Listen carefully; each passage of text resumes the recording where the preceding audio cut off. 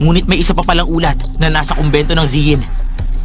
Ay, ang taong nagtago ng ulat, kaibigan ng pinunong monghe ng kumbento. Walang ibang may alam nito. Mabuti naman, kumilos na tayo mamayang gabi agad. Kailangan gawin natin ang lahat upang mapilit ang pinunong monghe na ibigay ang ulat. Huwag kayong mag-alala, nagbalak na ako.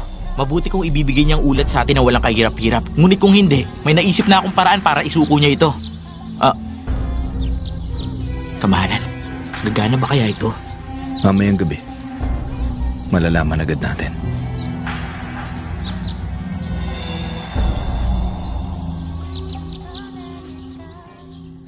May isa pa kamong ulat. Narinig sila ng prinsesa at ang sinasabing ulat nakatago raw sa kumbento ng Ziyin. General, ano nang gagawin natin ngayon? Totoo man to o hindi, ukulo ito sa ulat, kaya hindi namin may iisang tabi. General, ipaalam natin sa prinsipe. Sinabi na niya na huwag kayong kumilos nang hindi niya alam. Ngunit nasa himpilan ng prinsipe ngayon. Mauubos ang oras natin kung pupunta pa tayo ron. Isa pa, hindi natuwa ang prinsipe sa huli kong ginawa para sa kanya. Kailangan kong makabawi at mabawi ang ulat na yon. At nang tumaas ang tingin ng prinsipe sa atin. General! Ngayon ang kapalaran natin nakatali sa kapalaran ng prinsipe. Kapag bumagsak ang prinsipe, tuluyang mababaw ng angka ng Chiyon. Kaya naman hindi tayo dapat pumayag na makuha ni Tobadjun ng ulat. Ilahad niyo ang aking utos. Maghanda sa labanan ngayong gabi. Opo. General, sasama ako sa inyo. At bakit? Ayon na rin sa inyo, pinakamahusay ako manilingo. Kung ganon, paano't hindi ko kayo sasamahan sa labanan ngayong gabi? O siya. Narito na tayo.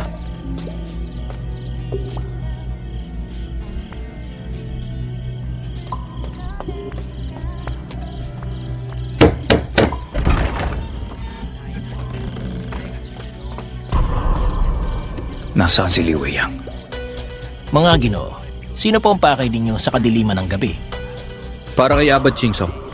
Tulog na ang pinunong monghe. Bukas na lang po, pagsikat ng araw. Kailangan namin siya makausap ngayong gabi. Hindi niyo ba sila nakikilala? Paumanhin, prinsipe ng Gaoyang. Maghintay na lang po kayo sa aming tanggapan at nang masabihan ko po siya. Hindi na, wala na pa na. Dalhin niyo na ako sa kanya. Kamahalan, dito po. Maghintay ka rito. General, Sa panahong akala niyo ipatay na ako, pinangalagaan mong mabuti ang sambahayan ng Chiyon. General, Hongluo, sakaling hindi ako magtagumpay ngayong gabi, alagaan mo ang sambahayan ng Chiyon. Ikaw, ang tanging taong pinagkakatiwalaan ko.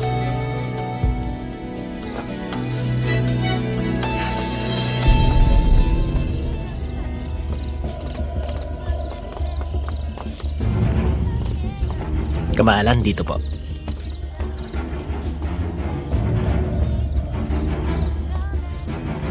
Kamahalan. Nagpunta ako rito para kunin ang ulat. Alam niyo na po kung anong halaga nun. Hindi ko na kailangan magpaliwanag pa. Kamahalan, ingatan niyo po.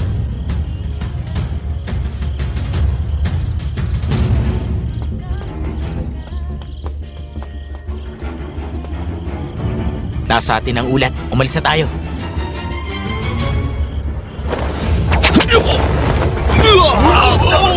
Ibigay niyo ang ulat at baka hindi ko kayo patayin! Ito bang nais mo?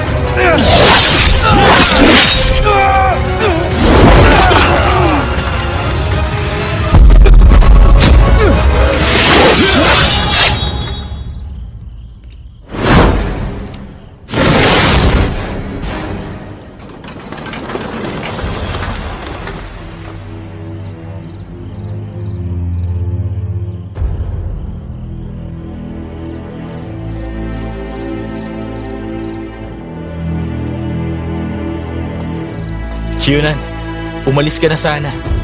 Ngayong narito ka, wala ka nang mapupuntahan. Nakilala niyo rin kung sinong tao sa likod ng maskarang ito.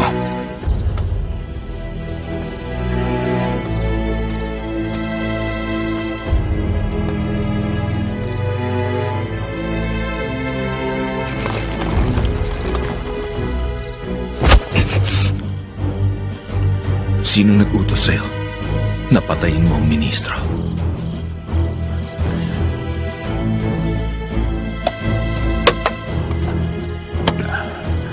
Kahit di mo sabihin, alam ko na.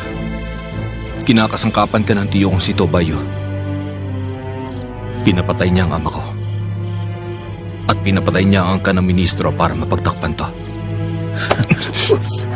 Nagsabuatan kayo upang patayin ang tapat na ministro para sa kapangyarihan. Mas mahalaga ba ang kapangyarihan kesa sa kadugo at buhay ng mga taong yon?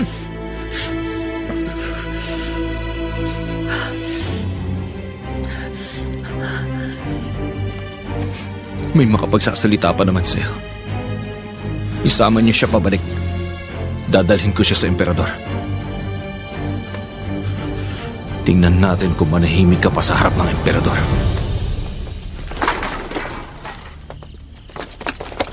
Tayo!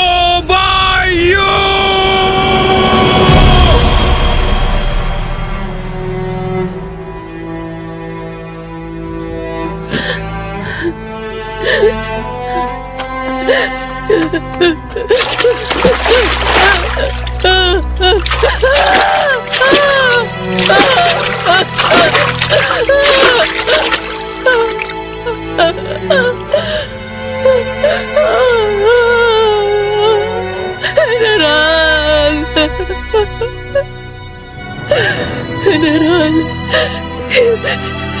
hindi ko man lang nasabi ang damdamin ko para sa'yo. Buong akala ko kahit paano'y habang buhay tayong magkasama.